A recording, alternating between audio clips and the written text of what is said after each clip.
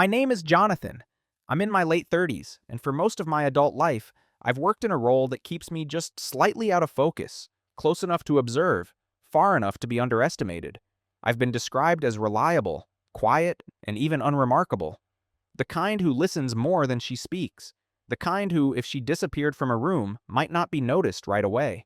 That perception followed me everywhere, at work, in friendships, and especially in my family. If you had met me before all of this happened, you might have thought I lived a small, orderly life.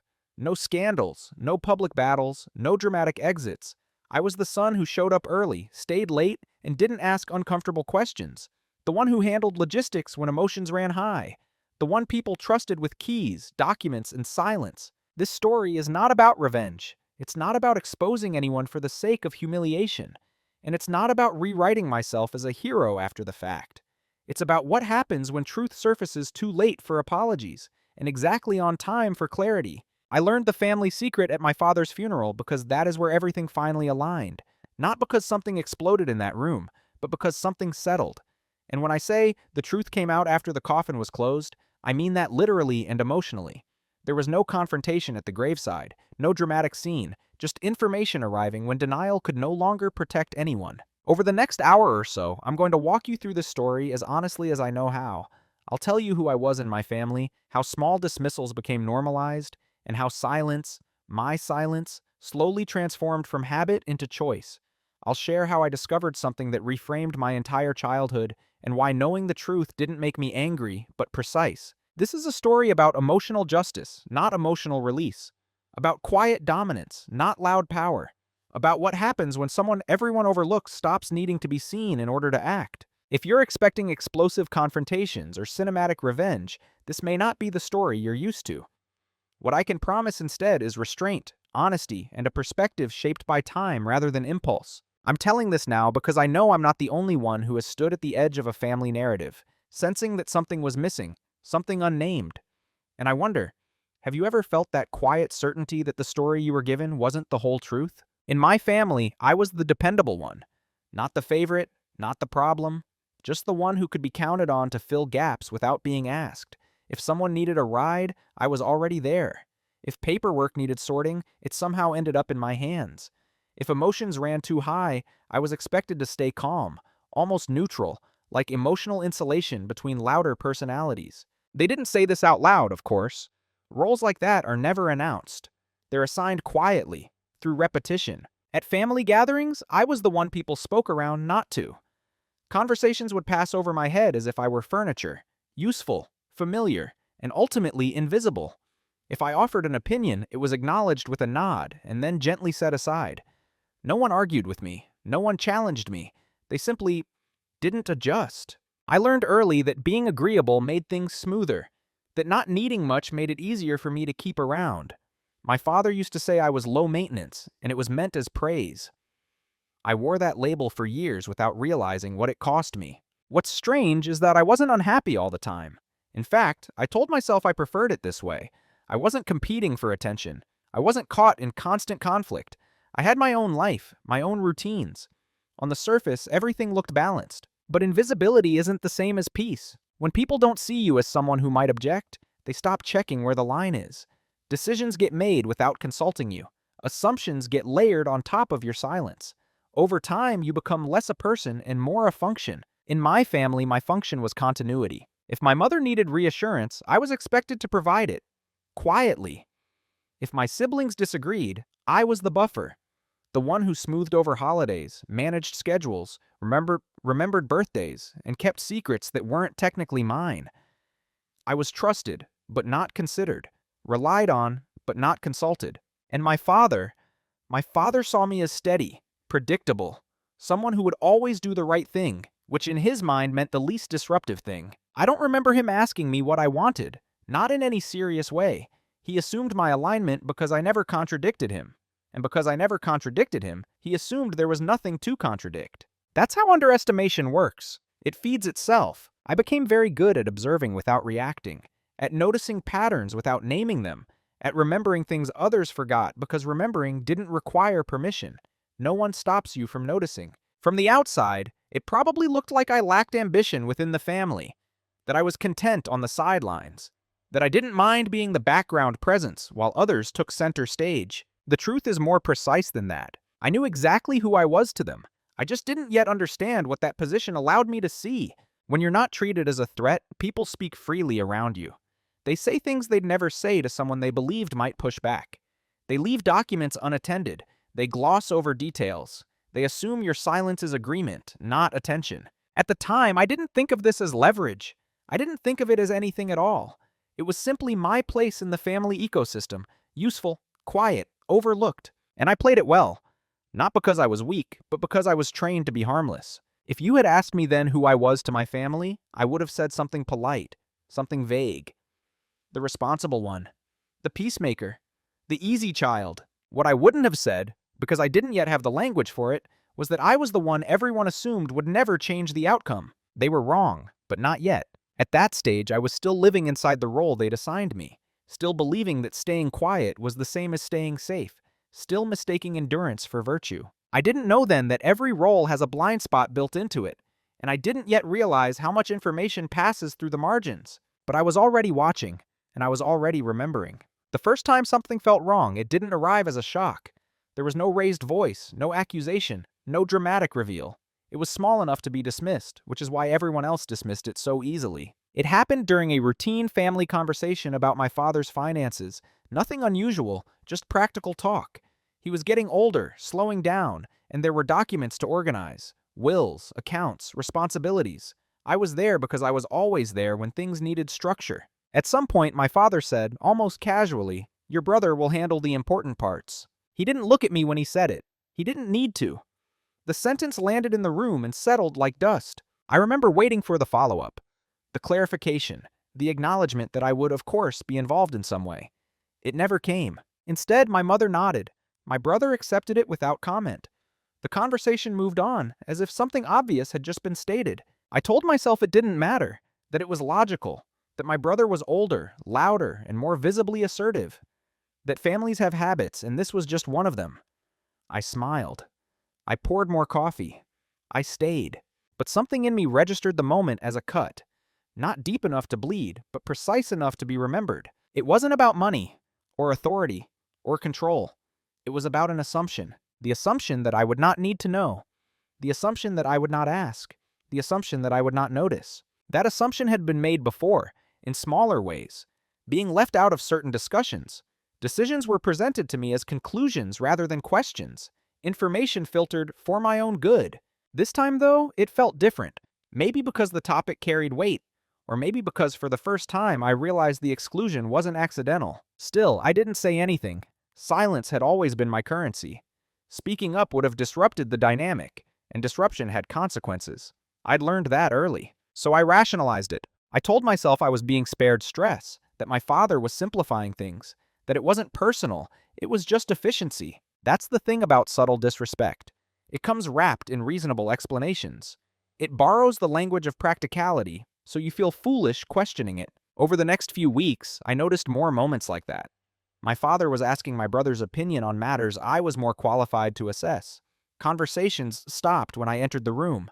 Files were being moved, then explained to me after the fact. Each moment was small, forgettable on its own, but together they formed a pattern I couldn't unsee. I didn't confront anyone. I didn't even complain. I did what I had always done. I observed. I noticed how decisions flowed in one direction, how trust was spoken about differently depending on who was present, how my reliability was used as justification for excluding me rather than including me. "You'll understand," my mother once said when I asked a simple question about a document I hadn't seen. It wasn't unkind. It was final. And I did understand, just not in the way she meant. Understanding doesn't always mean agreement. Sometimes it just means clarity. That was when I started remembering dates. Not intentionally at first, just mentally noting when things happened, who was present, what was said.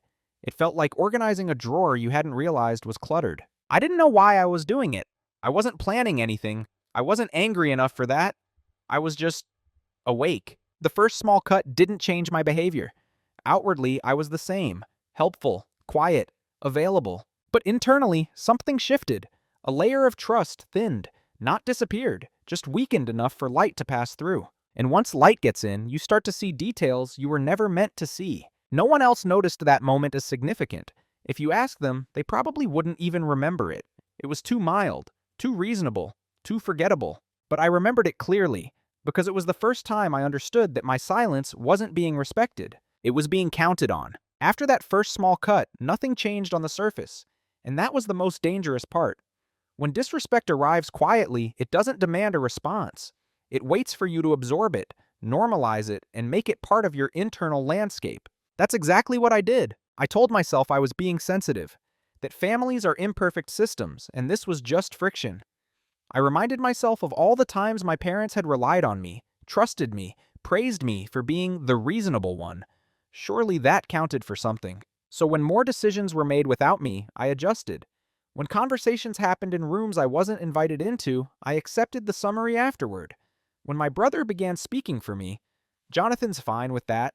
Jonathan doesn't mind," I let it stand. Not because it was true, but because correcting it felt heavier than enduring it. Disrespect, when repeated gently, becomes routine. It stops feeling like an offense and starts feeling like the cost of belonging. I noticed how my role was being subtly reframed. I wasn't just dependable anymore. I was flexible. I wasn't just calm. I was undemanding. Qualities that once felt like strengths were being repurposed as reasons to bypass me. And every time I stayed silent, the pattern solidified. There was a moment, I remember it clearly, when my father thanked me for not making things complicated. He said it warmly, almost affectionately. I smiled because that was what I was supposed to do. But something inside me paused. Why would my involvement complicate things? That question stayed with me. I began to realize that my silence had become a kind of permission slip. Not explicit consent, but implied acceptance. People are remarkably comfortable continuing behavior that isn't challenged. So I rationalize my silence as maturity, as emotional intelligence, as choosing harmony over ego. But harmony that requires one person to constantly shrink isn't harmony, it's compliance. Still, I stayed quiet, partly because speaking up felt risky, and partly because I hadn't yet named what was happening. You can't confront something you can't define. Instead, I watched how my brother's authority expanded without resistance, how my mother deferred to him on matters she once discussed with me, how my father's trust, real or perceived, flowed in one direction. No one was cruel. That would have been easier to address. Cruelty leaves marks. This was smoother than that. Polite, rational, almost invisible.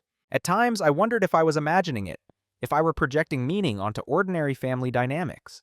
That doubt kept me quiet more effectively than any argument could have. So I stayed in my lane. I did what was asked. I remained useful, but I stopped offering more than necessary. That was the beginning of a subtle withdrawal, not emotional, logistical. I answered questions, but I stopped anticipating them. I completed tasks, but I stopped volunteering for extras. I listened, but I stopped filling silences. No one commented on the change. They didn't need to. From their perspective, I was still the same, still present, still agreeable. What they didn't notice was that my silence had shifted from reflex to decision. I was no longer quiet because I didn't have anything to say. I was quiet because I was observing what happened when I didn't compensate for everyone else. And what happened was revealing. Things got messy. Small details were missed. Assumptions went unchecked. Conversations looped without resolution. Not catastrophically, just enough to be noticeable if you were paying attention. But instead of questioning the structure, they worked harder around it. They filled the gaps themselves, and in doing so, they revealed just how much they'd been leaning on me without acknowledging it. I didn't point this out. I didn't need to. I was learning something important. When people normalize your silence, they also normalize your absence. And that realization didn't make me angry. It made me careful. Careful about what I gave. Careful about what I withheld. Careful about what I recorded, in my mind and later on paper. Because patterns only become powerful when you understand them fully. By the time I accepted that the disrespect wasn't accidental, it had already become routine. But routine cuts both ways. What's repeated can also be anticipated. And anticipation is where preparation begins. At that stage, I still didn't know where this was leading. I wasn't plotting anything dramatic. I was simply no longer willing to confuse patience with passivity. I was still in the role they'd given me, but I was no longer living inside it unconsciously. Once I stopped telling myself that everything was accidental, the structure of my role became impossible to ignore. I wasn't just the quiet one. I was the reliable one. The person who would absorb inconvenience so others didn't have to. The one whose needs could be postponed indefinitely because they rarely demanded immediate attention. In my family, that translated into something very specific. I was expected to be available, but not influential. Trusted, but not empowered. included in execution, excluded from authorship. I began to see how often phrases like, "you're so easy to work with," or "you don't complicate things," were directed at me. They sounded complimentary, but they carried an unspoken expectation. Don't start now. My brother, on the other hand, had been assigned a different role. He was allowed to question, to push back, to be difficult. His assertiveness was framed as leadership. My restraint was framed as support. And my father, whether consciously or not, reinforced this division. He leaned into my brother's confidence and leaned away from my quiet. Not because one was more capable, but because one was louder. I realized then that roles in families are less about fairness and more about convenience. Mine was convenient. When responsibilities needed follow-through, they came to me. When decisions needed validation, they went to my brother. I was the infrastructure. He was the authority. What unsettled me wasn't the imbalance itself. It was how normalized it had become. No one questioned it. No one explained it. It was simply how things were done. And because I didn't object, it hardened into expectation. I saw how my emotional discipline was used against me. If I raised a concern calmly, it was interpreted as non-urgent. If I didn't raise it at all, it was assumed I didn't have one. Either way, nothing changed. So I stayed within the role. Outwardly. Inwardly, I began separating my identity from it. I started asking myself questions I'd never asked before. What would happen if I weren't available? If I didn't smooth things over? If I didn't quietly fix what others overlooked? The answers came slowly, but they came. I noticed how often my father assumed my agreement without asking for it, how he spoke about the family when he really meant decisions already made, how my presence was treated as confirmation rather than a contribution. I also noticed something else, something more subtle. They believed they knew me. They thought my values were predictable, that my loyalty was unconditional, that my silence meant alignment. That belief shaped how openly they spoke in front of me, what they left unattended, what they assumed I would never question. They underestimated my attention because they mistook my restraint for disinterest. This wasn't a mistake I planned to correct. I continued performing the role, calm, helpful, consistent. I didn't withdraw emotionally or dramatically. That would have raised alarms. Instead, I adjusted internally. I stopped seeking validation from people who had already decided who I was. I stopped interpreting exclusion as personal failure. And I stopped confusing familiarity with respect. The role I was assigned came with limitations, but it also came with access. I was present in rooms where decisions were discussed casually. I handled documents that passed through multiple hands. I heard comments made without caution because no one imagined I would do anything with them. And slowly, I understood something crucial. Power doesn't always sit with the person who speaks the most. Sometimes it rests with the person everyone forgets to monitor. At this point, nothing had exploded. No lines had been crossed publicly. No confrontations had occurred. But internally, my relationship to my family had changed. I no longer saw myself as a participant waiting to be acknowledged. I saw myself as an observer with context, someone positioned at the intersection of trust and neglect. That position was not comfortable, but it was informative. And information, unlike approval, compounds quietly. I didn't yet know how or even if I would use what I was learning, but I knew this much. The role I had been assigned was built on assumptions, and assumptions, once examined, have a way of unraveling. The shift didn't happen during an argument or a revelation. There was no moment where someone finally crossed a line so obvious it demanded confrontation.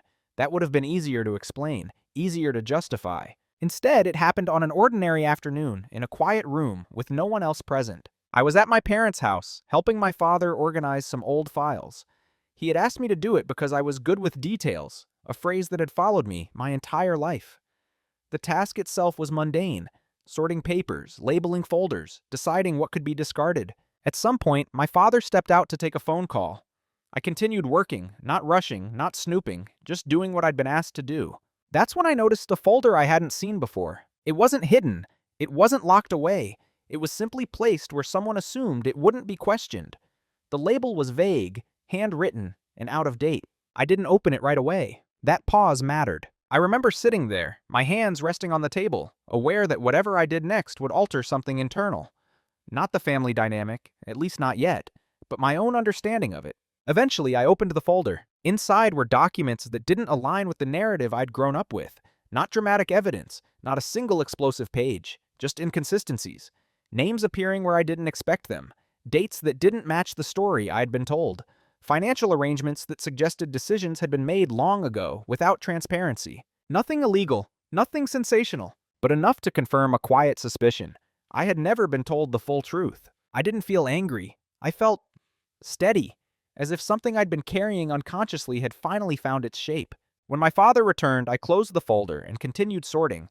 I didn't mention what I'd seen, not because I was afraid, but because I wasn't ready to speak without understanding. That was the moment something shifted. Not in my behavior, not in my tone, in my orientation. Up until then, part of me had still been waiting for acknowledgement, for someone to recognize my role, my effort, my presence. That hope dissolved quietly in that room. In its place came clarity. I understood that silence had been expected of me, not because I lacked insight, but because my insight would complicate a story others were invested in maintaining. And I understood something else, too. I had access. I had always had access, because I was trusted with tasks others didn't want, because I was perceived as safe, because no one imagined I would connect the dots. I didn't rush to conclusions. Over the next few weeks, I reviewed what I'd seen carefully, cross-referenced timelines in my own memory, noted patterns, asked neutral questions that didn't raise suspicion. Each answer filled in another gap. The picture that emerged wasn't cruel. It was calculated. Decisions had been made to preserve a certain balance, a version of the family that prioritized ease over equity, and my role had been part of that calculation. Knowing this didn't make me feel small. It made me feel precise. I stopped interpreting my past through the lens of personal inadequacy. It wasn't that I hadn't been valued. It was that valuing me fully would have required difficult conversations, and difficulty had always been outsourced to silence. Silence, mine. The shift wasn't visible to anyone else. I still showed up, still helped, still listened. But I stopped hoping things would change on their own. I also stopped feeling the need to correct the narrative immediately. Truth doesn't always need to be announced. Sometimes it needs to be positioned. That afternoon, I put the folder back exactly where it had been. I finished the work I'd been given. I said goodbye as usual. No one noticed anything different. But when I left the house, I understood that I was no longer just reacting to my role. I was seeing the structure behind it. And once you see the structure, you're no longer inside it the same way. After that afternoon, my silence changed texture. Before, it had been habitual, something I slipped into without thinking. Now it was deliberate, measured, chosen with intent. I didn't withdraw. That would have been noticeable. I didn't confront anyone. That would have been dismissed or deflected. Instead, I stayed exactly where I was, present, cooperative, and quiet in the way people found reassuring. The difference was internal. I no longer felt the need to explain myself, even to myself. I wasn't waiting for permission to understand what I already knew. And because of that, my attention sharpened. I listened differently. When my father spoke about the future, I noticed what he emphasized and what he avoided. When my brother discussed responsibilities, I paid attention to how authority was framed as a burden. When my mother tried to keep things smooth, I noticed the emotional labor quietly redistributed toward me. I didn't interrupt. I didn't correct. I let them talk. Silence, when chosen, has a way of inviting disclosure. People fill it with assumptions, with rationalizations, with fragments of truth they think are harmless. They mistook my restraint for comfort. They assumed I was unchanged. That assumption gave me space. I began documenting, not obsessively, not dramatically, just accurately. Dates, conversations, decisions, nothing interpretive. Just facts, written down when memory was fresh. This wasn't preparation for confrontation. It was preparation for clarity. I also educated myself, quietly. I read about estate structures, fiduciary responsibilities, and inheritance law. Not because I was planning to challenge anything, but because I wanted to understand the framework within which decisions had been made. Understanding neutralizes fear. The more I learned, the more I realized how much of my family's confidence rested on my presumed disinterest. They spoke freely around me because they believed I didn't engage at that level. They were wrong, but I didn't correct them. At some point, I noticed a subtle shift in how I felt around them. I wasn't tense. I wasn't resentful. I was observant in the way a professional is observant, detached but invested in accuracy. My silence became strategic, not because I was manipulating anyone, but because speaking prematurely would have benefited no one, especially not me. There's a particular kind of power in being underestimated when you no longer underestimate yourself. I stopped filling emotional gaps. If a conversation stalled, I let it stall. If someone looked to me for reassurance, I offered neutrality instead. Calm, but non-committal. No one challenged this. They adapted. And in adapting, they revealed more. I saw how often decisions were justified retroactively, how narratives were shaped after the fact to appear inevitable, how my past compliance was used as evidence of future agreement. I made no effort to disrupt these patterns. I was learning their rhythm. By this point, I no longer felt like the overlooked daughter hoping to be seen. I felt like an adult assessing a system she finally understood. The silence wasn't punishment. It wasn't withdrawal. It was respect for myself. I knew now that if I spoke, it would be because I chose to, not because I was expected to fill the space. And that knowledge was grounding. There was also a kind of emotional relief in it. When you stop trying to correct how others see you, you conserve enormous energy. I redirected that energy into precision, into patience, into waiting, because systems that rely on silence eventually test it. They push a little further. They assume a little more. And when that happens, the response doesn't need to be loud. It just needs to be well-timed. I wasn't planning a reveal. I wasn't anticipating a confrontation. But I was no longer unprepared. Silence had become a choice. And choices, unlike habits, can be reversed, exactly when it matters most. What they never noticed was not my silence. It was my attention. People assume that quiet means disengaged, that if you're not asserting yourself, you're not processing what's happening. My family made that assumption comfortably, repeatedly, and without hesitation. That assumption became my margin. I was still present at gatherings, still involved in logistics, still trusted with follow-through. If anything, they leaned on me more because I had never given them a reason not to. What changed was what I did after those moments. I started noticing how information moved through the family, who initiated it, who finalized it, and who was merely informed. I noticed that important decisions were rarely written down in one place. They lived in conversations, in implied understandings, in "we talked about this already" statements that couldn't be easily traced. So I began creating my own record. Nothing dramatic. A notebook. Dates. Context. Who said what and when. Not interpretations, just documentation.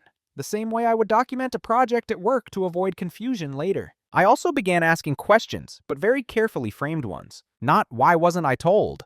but "when was that decided?" Not "who approved this?" but "is there a document for that?"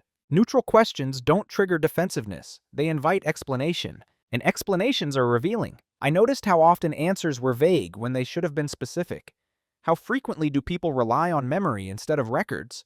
How certain assumptions were treated as facts simply because no one had challenged them. No one noticed my questions accumulating. I also paid attention to what was missing. Documents referenced but never produced. Decisions implied but never formalized. Responsibilities assigned verbally, without clarity about scope or accountability. Over time, a pattern emerged. Not of malice, but of convenience. Things had been arranged in ways that made life easier for the loudest voices and more complicated for anyone who might question the structure. I didn't announce this realization. I let it settle. I spent evenings reading, not obsessively, but methodically, about how families handle assets, about what transparency actually looks like, about how informal arrangements often collapse under scrutiny, not because they're illegal, but because they're incomplete. The more I learned, the less emotional I felt about it. Emotion thrives on uncertainty. Knowledge steadies you. What they never noticed was that my availability gave me access not just to tasks, but to context. I saw how often my brother deferred details he didn't want to manage, how my mother avoided specifics to keep the peace, how my father assumed continuity without verifying it. They were operating on trust. I was operating on clarity. I also noticed something else, something quieter, but more important. They assumed I would never act independently, that any response I had would be reactive, emotional, delayed. They believed that if I ever did speak up, it would be in the form of a conversation, a plea, a negotiation. They didn't imagine preparation. So I prepared. I organized my notes. I cross-checked timelines. I kept copies of documents I was legitimately given access to. Nothing stolen, nothing hidden. I simply didn't discard what others forgot to track. I didn't rush this process. There was no deadline. Preparation, when done quietly, benefits from time. And during all of this, I remained exactly as they expected. Helpful, calm, present. The most revealing moments came when small problems surfaced. A missing paper, a misunderstood agreement, a disagreement about what had been decided. In those moments, everyone looked confused, except me. Because I had written it down, I would provide information when asked. Just enough. Never commentary, never judgment. That reinforced their trust. They didn't realize that each of those moments was also reinforcing my position. Not socially, but structurally. By the time my father's health began to decline more noticeably, I understood the system better than anyone else in the family. Not because I was smarter, because I was paying attention when no one thought it mattered. What they never noticed was that while they were assuming continuity, I was mapping contingencies. While they were speaking in generalities, I was tracking specifics. While they were comfortable with, "we'll handle it later," I was quietly defining what it actually was. This wasn't about taking anything from anyone. It was about not being erased by omission. I didn't yet know how all of this would resolve. I didn't know what truth would eventually surface, or when. But I knew that if it did, I would meet it prepared, not emotionally armed, but structurally grounded. They never noticed because they didn't need to. Their system worked, as long as no one questioned it. And I wasn't questioning it, I was understanding it. That difference mattered more than they realized. The truth didn't arrive all at once. There was no single document, no dramatic sentence that explained everything. What came instead was alignment, the moment when separate pieces finally sat next to each other without resistance. It happened late one evening, months after that afternoon with the folder. I was reviewing my notes, not because I felt urgency, but because reviewing had become a habit. Clarity requires maintenance. I laid everything out. Timelines, copies of documents I had legitimately handled, remembered conversations, financial references I had since learned how to read properly. And suddenly, something clicked, not emotionally, structurally. There was a gap in the story I had been told my entire life. A gap so carefully managed that it never looked like a gap at all, just an absence of detail, smoothed over by assumptions and silence. The family narrative had always positioned certain decisions as natural outcomes, as if they had simply happened. But when I lined up the dates, I could see that choices had been made deliberately, long before I was old enough to question them, and then reinforced through habit. I realized then that my exclusion hadn't been incidental. It had been functional. There were reasons, quiet, rational reasons, why I had been kept on the margins of certain knowledge. Reasons that had nothing to do with my capacity and everything to do with preserving a version of events that worked better if I didn't look too closely. That realization didn't hurt the way I might have expected. It didn't feel like betrayal. Betrayal assumes intimacy that has been violated.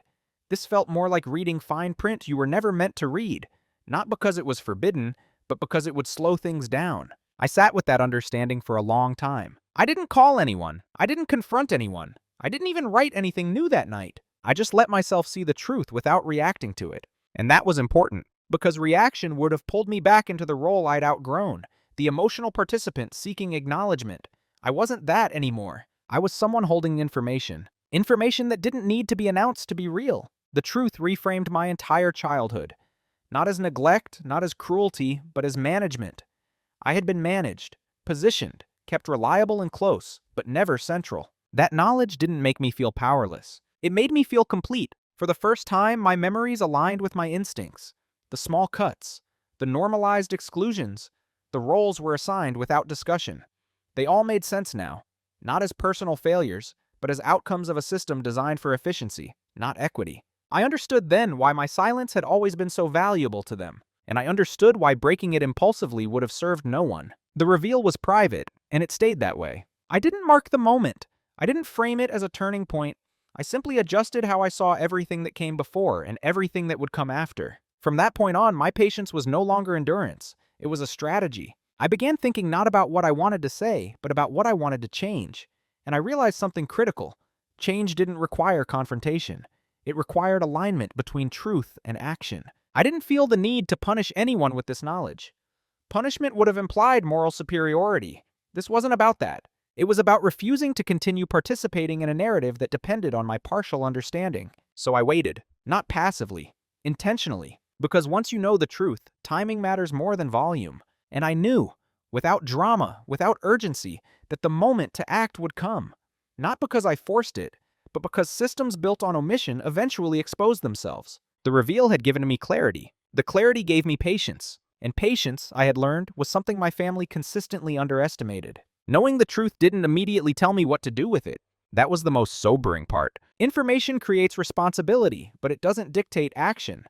Once the picture was clear, I found myself standing at a quiet crossroads, one that no one else could see, and no one else could help me navigate. There were several paths available to me. I could confront my family directly, lay out what I knew, demand explanations, force a conversation that had been avoided for decades.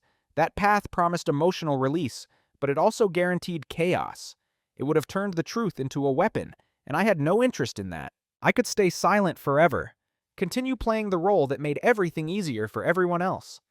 That option offered comfort and familiarity, but it required me to live indefinitely with partial agency, knowing the truth but never letting it inform my life. Or I could choose something quieter, something irreversible without being explosive. That was the option that stayed with me. I didn't rush the decision.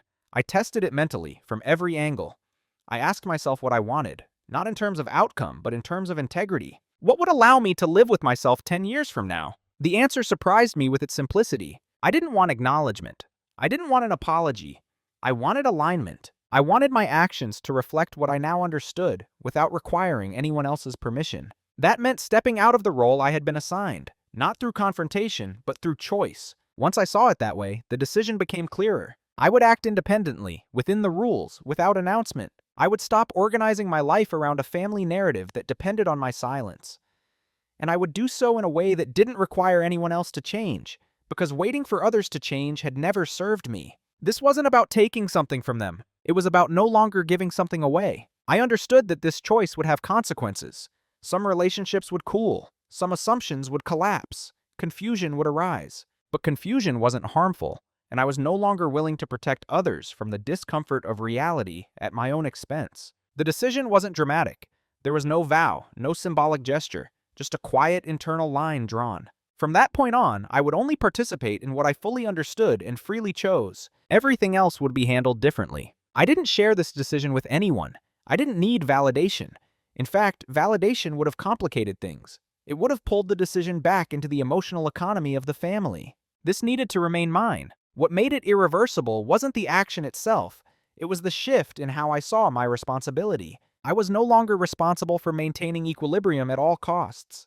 I was responsible for my own clarity. Once that responsibility shifted, everything else followed naturally. I began preparing, not to expose, but to reposition. And repositioning, I knew, would take time. But time was something I had learned how to use. The decision point wasn't marked by urgency or anger. It was marked by calm. A calm that comes when you stop negotiating with an outdated version of yourself.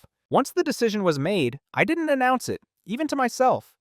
I simply began acting in alignment with it. From the outside, nothing changed. I still answered calls, still attended gatherings, still spoke in the same measured tone. That consistency was important. It allowed my internal shift to remain invisible while my external actions became precise. Moving in silence doesn't mean doing nothing. It means doing nothing that draws attention. I began with small, lawful, practical steps, the kind no one questions because they look like routine adulthood. I reviewed my own documents first: identification, records, accounts. I made sure everything connected to me stood independently, without assumptions or informal dependencies.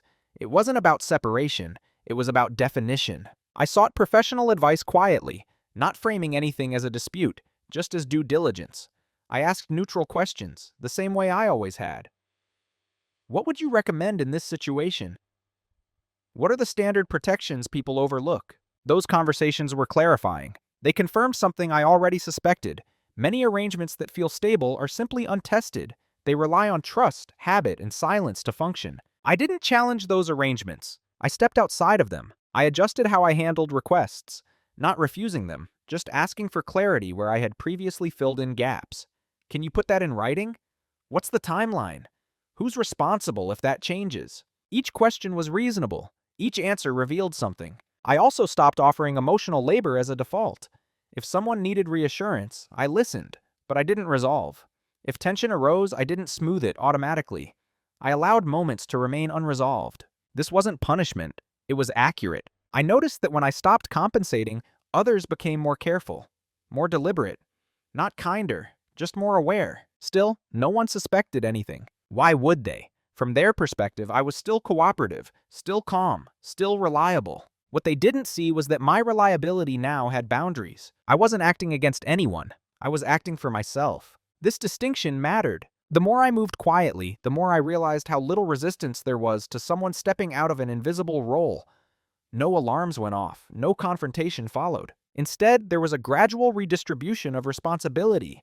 People adjusted without naming it. Confusion surfaced in places where I had previously prevented it, and that confusion revealed just how much had been resting on my unacknowledged participation. I didn't correct it. I didn't need to, because this wasn't about exposing a system. It was about no longer propping it up. The actions I took were reversible in theory, but not in practice. Once you establish independence, it becomes the new baseline. Undoing it requires explanation, and explanations invite negotiation. I offered none.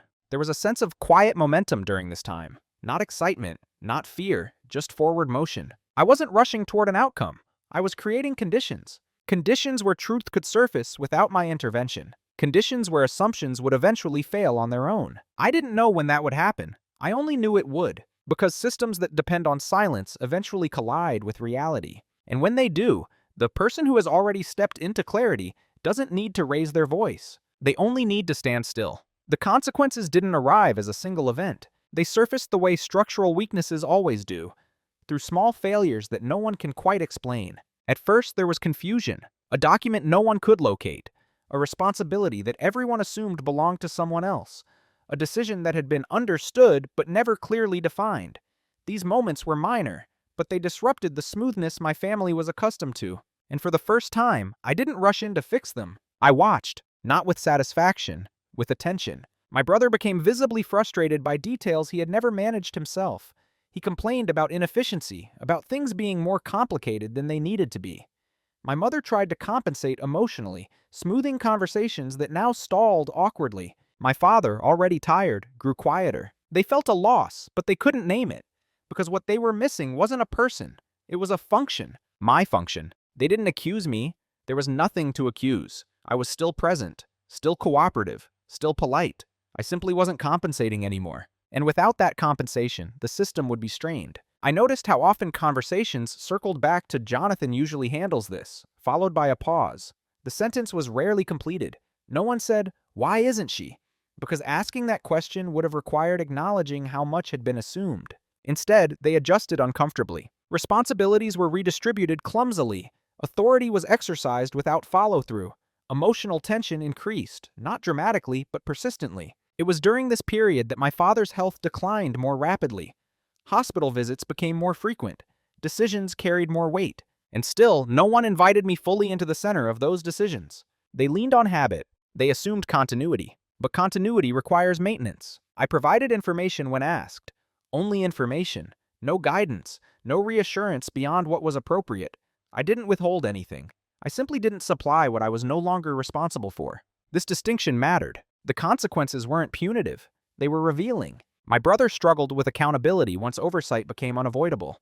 My mother grew anxious without a buffer to absorb emotional labor. And my father, perhaps sensing more than he said, became increasingly reflective. There were moments when I thought someone might finally ask me directly what had changed. No one did. Instead, they spoke around it, as if naming the shift would make it real in a way they weren't prepared to face. I didn't force the issue, because the truth was already working its way through the structure. The family dynamic, once so familiar, now felt unstable, not because of conflict, but because assumptions were failing faster than they could be replaced. And I remained steady. That steadiness was important. It prevented the situation from being framed as emotional retaliation.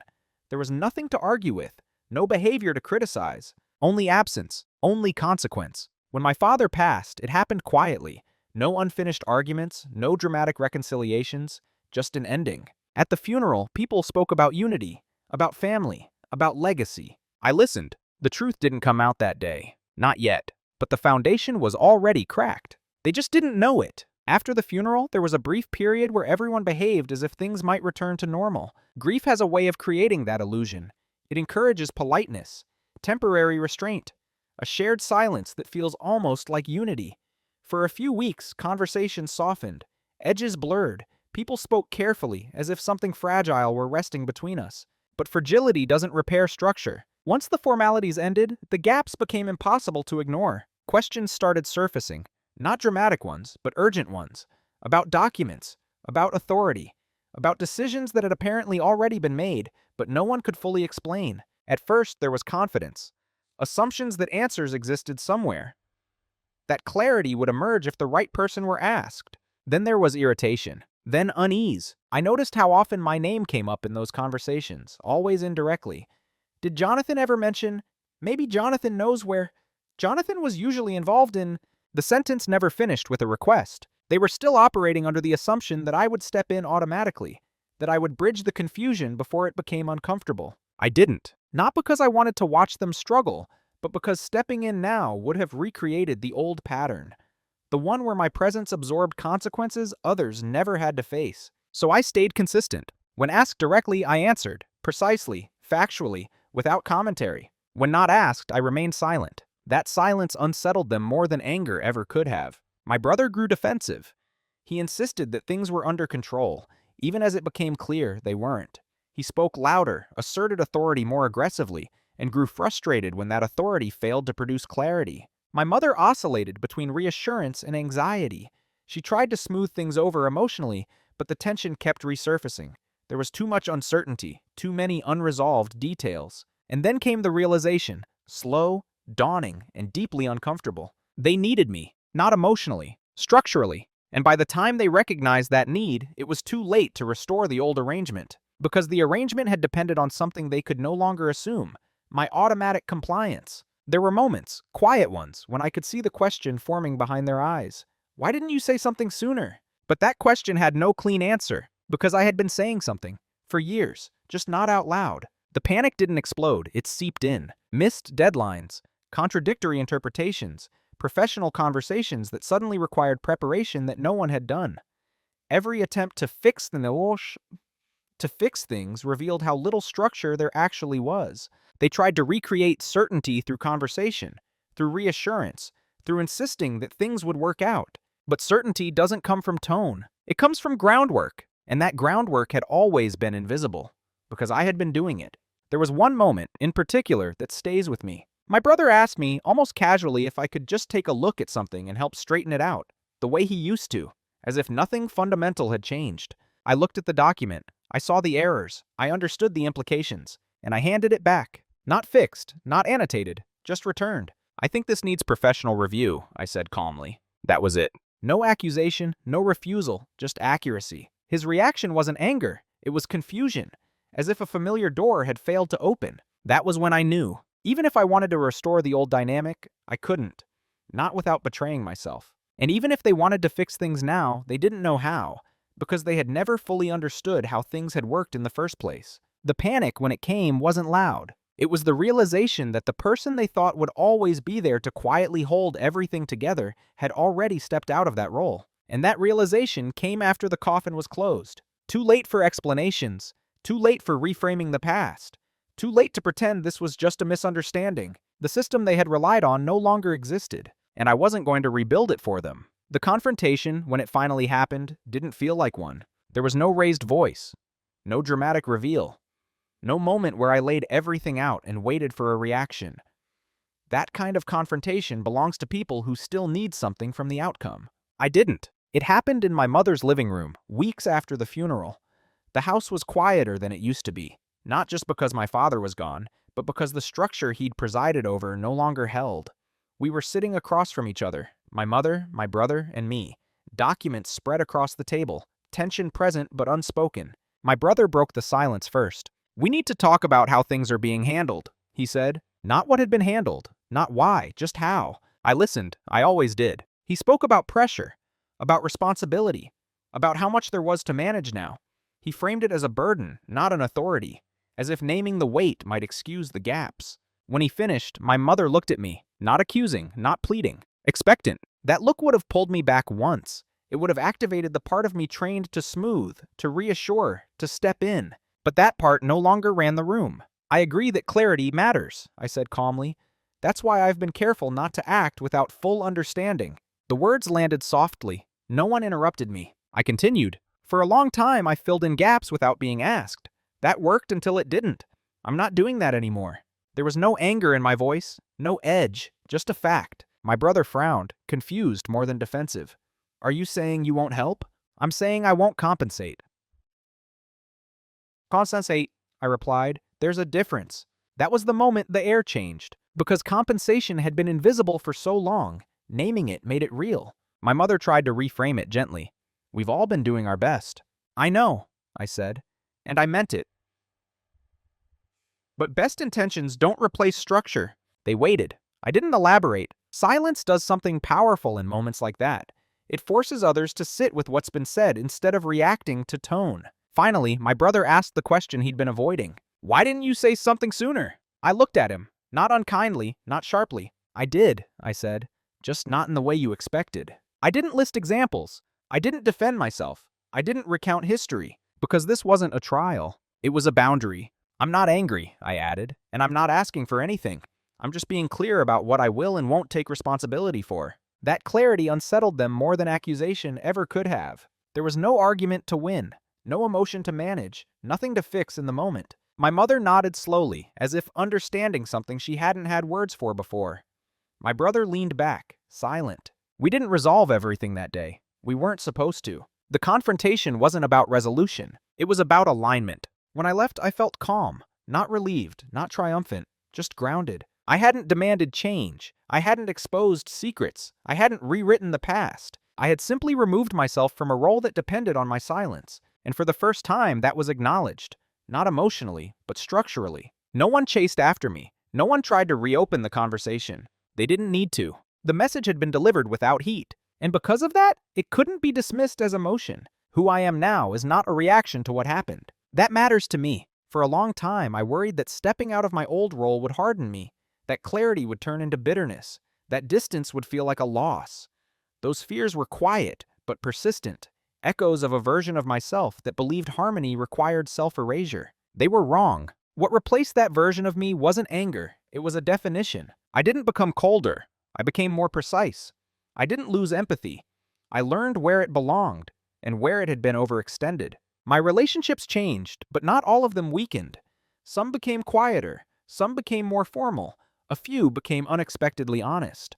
What disappeared was the constant background effort of holding everything together without acknowledgement. And I don't miss that effort. I now understand that being reliable is not the same as being responsible for outcomes you didn't shape.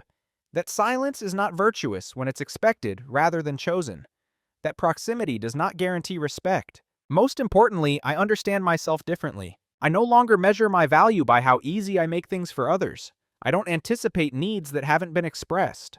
I don't fill gaps that aren't mine to fill. That doesn't mean I'm unkind. It means I'm accurate. With my family, I remain present, but selectively. I participate where there is clarity. I disengage where there is an assumption. Not dramatically, not defensively, just cleanly. The dynamic didn't collapse, it adjusted. They learned, slowly, that I wasn't withdrawing love. I was withdrawing labor that had never been acknowledged as labor in the first place. And in doing so, I reclaimed something subtle but essential: authorship of my own role. I no longer wait to be invited into importance. I define where I stand, and others respond to that definition. That shift didn't make me dominant in the way people usually imagine dominance. There was no control, no upper hand, no victory. There was steadiness. There was a kind of quiet authority that comes from no longer needing to prove anything. I still carry my notebook, not because I'm documenting anyone anymore, but because it reminds me of who I became when I stopped explaining myself. It reminds me that clarity is built, not declared. If you asked my family who I am now, they might say I've changed, that I'm more distant, more reserved, less involved. They wouldn't be wrong, but they wouldn't be complete, because what they're really noticing is that I no longer absorb what isn't mine. I no longer soften truths to keep others comfortable. I no longer confuse presence with permission. And that has made me lighter, not because the past no longer matters, but because it no longer defines my posture. I don't feel the need to correct their understanding of me. I finally understand myself. And that has been enough. There are truths that arrive too late to change the past. And then there are truths that arrive exactly on time, to change you. When I say I learned the family secret at my father's funeral, I don't mean I discovered a shocking revelation that shattered everything in an instant. I mean that by the time the coffin was closed, I finally understood the full shape of the story I had been living inside. Not the version that was told, the version that was practiced. The truth didn't free me by exposing anyone. It freed me by ending my participation in something that depended on my silence to function. That distinction matters. For years, I believed being the calm one, the easy one, the reliable one was a moral choice. I thought endurance was integrity. I thought not asking for space meant I was generous. What I've learned since is that integrity isn't about how much you can carry. It's about whether what you're carrying is actually yours. Quiet dominance isn't loud. It doesn't announce itself. It doesn't humiliate or punish. It simply withdraws from roles that were never chosen and lets reality redistribute itself. There was no revenge in this story, no public reckoning, no moment where anyone was forced to confess or apologize. And that's intentional, because justice doesn't always look like confrontation. Sometimes it looks like alignment, like choosing not to explain yourself anymore, like acting in ways that don't require others to understand in order to be valid. The truth came out after the coffin was closed, not because I revealed it, but because denial no longer had a living anchor. And by then, I no longer needed answers. I had clarity. If there's one thing I hope you take from this, it's this. If you are the quiet one, the dependable one, the person everyone assumes will always adjust, your silence is not invisible. It is being counted on, and you are allowed to decide what happens when you stop offering it. Not dramatically, not angrily, just deliberately. You don't owe anyone access to your labor, your emotional regulation, or your clarity, especially if those things have been taken for granted. Sometimes the most powerful change you can make doesn't require a single raised voice. Just a step back. If this story resonated with you, I'd really like to hear why. Have you ever realized, too late or just in time, that the role you were playing wasn't the one you chose? I read every comment.